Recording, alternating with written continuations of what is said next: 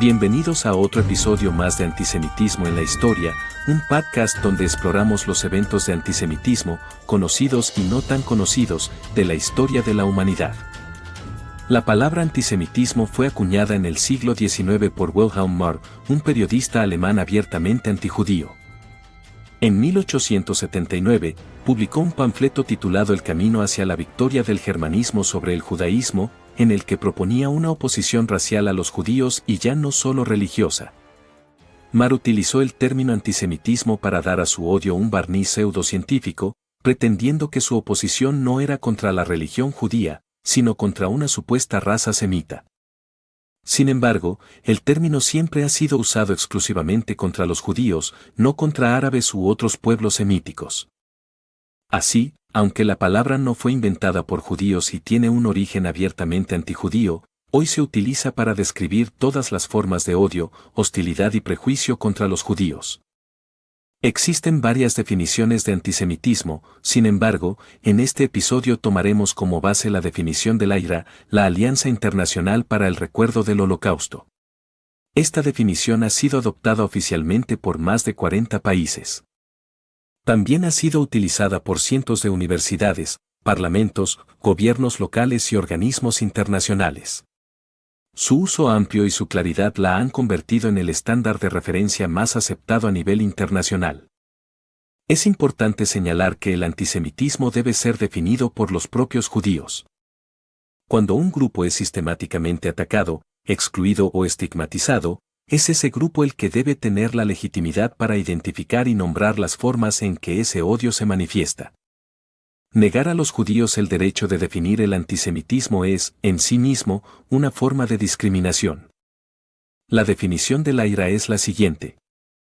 El antisemitismo es una cierta percepción de los judíos que puede expresarse como odio hacia los judíos. Las manifestaciones retóricas y físicas del antisemitismo están dirigidas hacia individuos judíos o no judíos y, o sus propiedades, hacia instituciones de la comunidad judía y lugares de culto. Esta definición se acompaña de una serie de ejemplos prácticos que permiten identificar cómo se manifiesta el antisemitismo en la actualidad. A continuación, desarrollamos esos ejemplos con casos reales y datos concretos. Uno de los ejemplos más conocidos es la acusación de que los judíos controlan el mundo, los medios de comunicación o las finanzas. Este tipo de retórica apareció nuevamente en 2022, cuando Kanye West declaró que los judíos controlan los contratos musicales, Hollywood y los medios.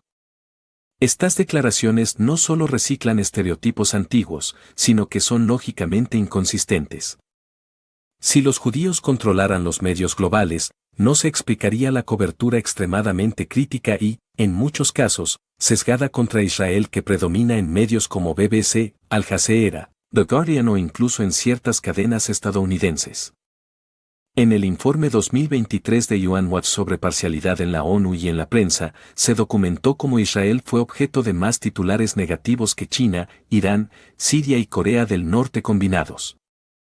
La acusación de control judío es un mito propagado desde los protocolos de los sabios de Sión, un texto antisemita falso escrito en la Rusia zarista que aún hoy circula en muchos países, incluyendo Irán y Líbano.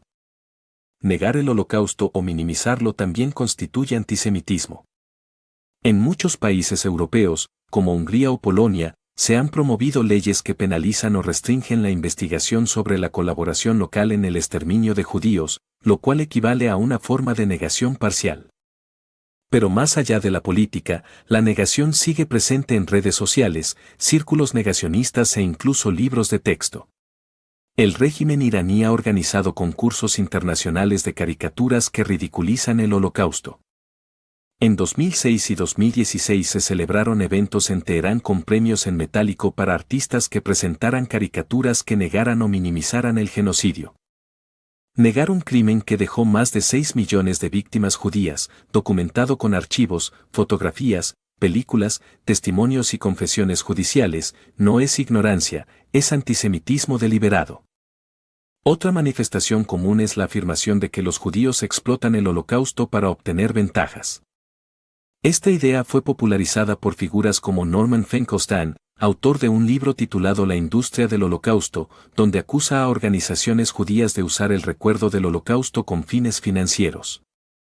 Esta narrativa ha sido ampliamente criticada por sobrevivientes, académicos y especialistas en genocidio, por reducir la memoria histórica a una transacción.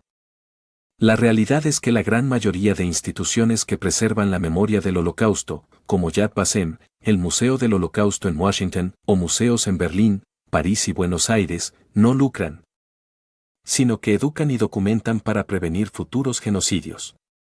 Acusar a los judíos de usar su propio exterminio masivo para obtener beneficios no es una crítica legítima, es una forma moderna de antisemitismo. También es antisemita comparar a Israel con los nazis. Esta comparación ha sido utilizada en marchas, redes sociales y hasta por parlamentarios europeos. En 2021, durante el conflicto entre Israel y Hamás, se viralizaron pancartas con frases como Stop the Zionist o caricaturas donde soldados israelíes eran dibujados como oficiales de las SS. Este tipo de comparación no tiene fundamento histórico ni político. Israel es una democracia con una población árabe de más de 2 millones de personas que tienen derecho a votar, a fundar partidos, a ocupar cargos públicos y a presentar demandas judiciales contra el Estado. Hay diputados árabes en el Parlamento israelí, jueces árabes en la Corte Suprema y médicos árabes en hospitales públicos. Comparar a Israel con el Tercer Reich, un régimen que persiguió y exterminó a los judíos por el solo hecho de existir, no es una crítica. Es una distorsión maliciosa que trivializa el genocidio y convierte a las víctimas en victimarios. Negar el derecho del pueblo judío a tener su propio Estado también está incluido en la definición de antisemitismo. Es común escuchar frases como Israel nunca debió existir o el sionismo es racismo. Sin embargo, el derecho a la autodeterminación está reconocido por el derecho internacional y se aplica a todos los pueblos. Hay más de 50 estados de mayoría musulmana, más de 100 estados no democráticos y más de 20 estados que tienen religiones oficiales. Solo uno es judío.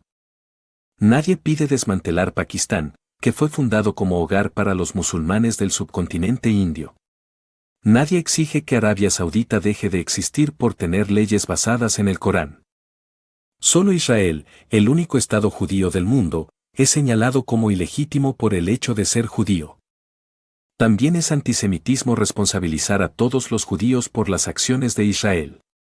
Esto ocurrió en múltiples países durante y después del 7 de octubre de 2023, cuando Hamás lanzó un ataque masivo contra civiles israelíes. Muchas manifestaciones antisemitas se dirigieron contra judíos en general. En Berlín, varias sinagogas fueron vandalizadas con grafitis como Free Gaza y Death to Jews. En Londres, grupos marcharon frente a escuelas judías coreando From the River to the Sea, una consigna que implica la eliminación de Israel. En Los Ángeles, en noviembre de 2023, un judío de 69 años llamado Paul Kaslor fue asesinado durante una manifestación por la liberación de los rehenes. En Francia, se colocaron estrellas de David pintadas con aerosol en las fachadas de viviendas judías en París, evocando las marcas usadas por los nazis. En Chile, un manifestante con altavoz llamó a limpiar el mundo de judíos durante una marcha de apoyo a Palestina. Estos actos no fueron críticas a un gobierno. Fueron ataques dirigidos a personas por el solo hecho de ser judías. El uso de símbolos antisemitas también continúa. En redes sociales circulan caricaturas con estrellas de David transformadas en armas, narices exageradas, tentáculos o bolsas de dinero. Estas imágenes tienen sus raíces en panfletos de la Europa medieval, en la prensa antisemita del siglo XIX y en la propaganda nazi. Su significado es claro, representar al judío como un ser codicioso, manipulador y peligroso. Lo que cambia es la forma de distribución, ahora son stickers, memes y videos compartidos por millones de usuarios en TikTok, Instagram y Telegram. Otra manifestación importante es el doble estándar aplicado a Israel. Por ejemplo, mientras se exige a Israel cesar el fuego inmediatamente durante un conflicto con Hamás, no se pide lo mismo a Ucrania frente a Rusia o a Turquía frente a los kurdos. Cuando Israel bombardea objetivos militares usados por Hamás desde zonas civiles, se le acusa de genocidio. Pero cuando Estados Unidos atacó zonas densamente pobladas en Mosul, Irak, causando miles de muertos civiles para expulsar a ISIS, no se usó ese lenguaje. La ONU ha emitido más resoluciones contra Israel que contra todos los demás países juntos. Esta desproporción no refleja la gravedad objetiva de los hechos, sino un patrón de hostilidad sostenido que se aplica exclusivamente al Estado judío. No toda crítica a Israel es antisemita. Pero cuando se recurre a estereotipos, se niega el derecho a existir, se compara con los nazis, se ataca a judíos fuera de Israel o se aplican estándares distintos, entonces se está ante manifestaciones concretas de antisemitismo. Entender esta definición permite reconocer cómo el antisemitismo ya no siempre se expresa con violencia física. Ahora también se presenta como discurso político, como sátira, como causa social. Pero sigue siendo antisemitismo. Gracias por escuchar Antisemitismo en la Historia.